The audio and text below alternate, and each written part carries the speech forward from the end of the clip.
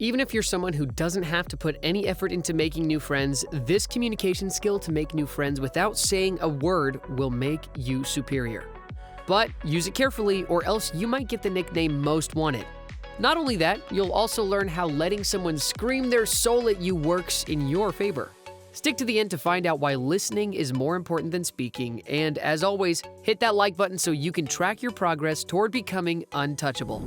The main reason why people seem to think of communication, especially talking, as something difficult is because they exhaust their brain cells thinking about the thing they'll say once the other person finishes talking.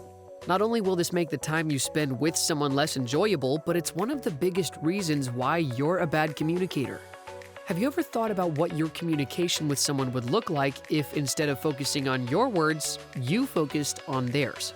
Probably not, but in the next few examples, I'll show you the power of listening. The key to getting people to like you is to listen to them. But as always, I'll hook you up with some tricks and tips you can use to enhance this skill and get it on another level.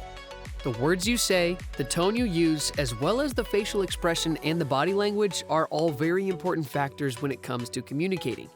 But listening overwhelms all of them. Sometimes listening is the recipe for success in life, the key that will help you reach your financial goals, an amazing partner, and friends that are always on your side. About a century ago, there was a poor boy growing up in a foreign country as an immigrant. Hence, his fighting personality never let him think about giving up. He used to wash the windows of a bakery shop each day right after school just to support his family. But that shouldn't surprise us, since back then kids started to work at a very young age. Most of the kids would find a job and settle for it, but this boy wasn't a settler. He even used to go out in the street with a basket each day and collect stray bits of coal that fell out of the coal wagons. His name was Edward, and even though he arranged his later life by becoming one of the most successful magazine editors in the history of American journalism, he never got more than 6 years of schooling. How, you ask? He was a good listener. It doesn't get any simpler than this. Edward left school when he was 13 to become an office boy for Western Union, but still, the thought of giving up on education never crossed his mind. Instead, he started to educate himself more than ever. He walked to the office and went without lunch until he saved enough to buy an encyclopedia of American biography. That's where things took a turn. He did things no one expected a 13-year-old would. After he read about the lives of famous people, he sent them mail asking for additional information about their childhoods, wanting to know more about them. It didn't take him long to get a tour of their homes and spend the evening listening to these successful people. They helped him develop an autonomous way of thinking and filled his mind with a vision and ambition that later shaped his life. That's how this poor boy became one of the most successful magazine editors, just by being a good listener.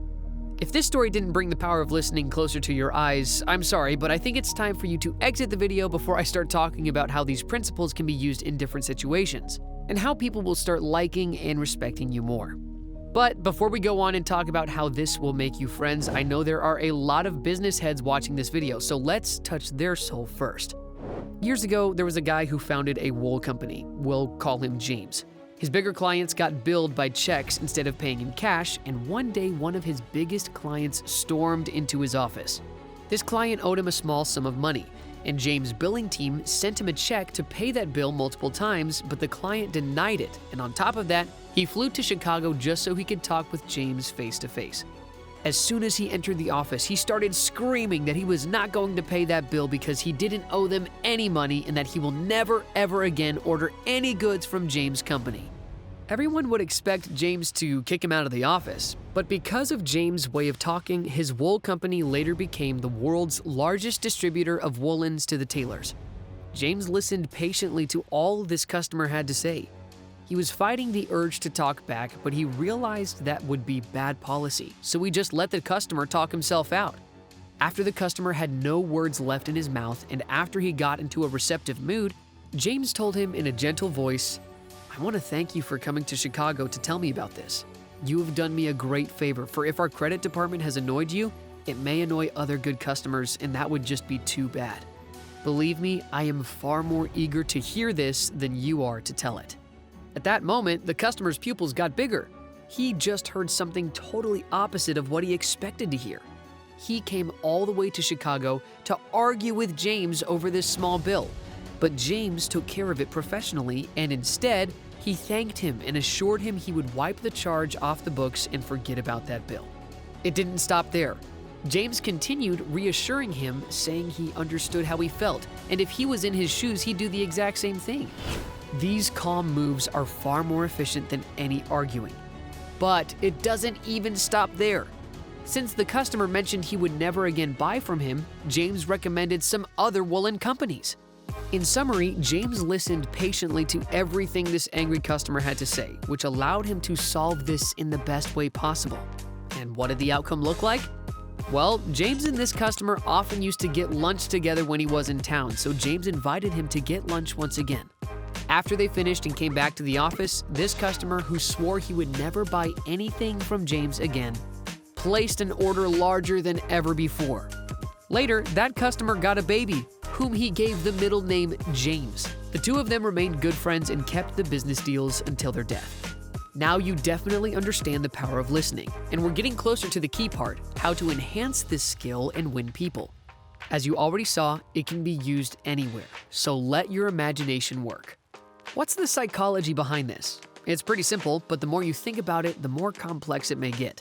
When people talk to you, let's say about their problems, events that shook them, or basically anything else, they're not talking to you just so you would have something to say back or to maintain conversation so it's not awkwardly quiet. Instead, people want you to listen to them, and that's what you should do. Modern emotions and ego problems may get you thinking, I don't want to exist just so I can listen to someone else's problems.